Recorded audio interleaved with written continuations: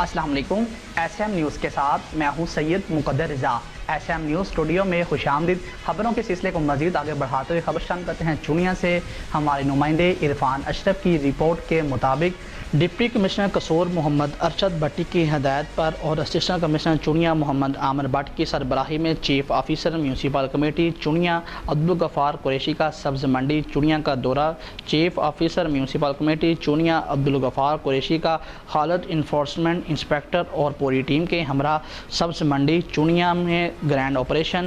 درجنوں دکانداروں اور ریڑھی فروشوں کا سامان ضبط کر لیا گیا ہے۔ Chief officer municipal committee Abdul Ghaffar Qureshi نے چونیا روڈ پر ناجائز رکشہ سٹینڈز، بس سٹاپ، ریڑھی مافیا اور تمام عارضی تجاوزات کو ختم کر کے درجنوں دکانداروں کو جرمانے بھی کیے اور موقع پر ہی چونیا میں شاہراہ عام کو تجاوزات سے بند کرنے والے دکاندار اور قبضہ مافیا کے خلاف مقدمہ بھی درج کرنے کا حکم دیا۔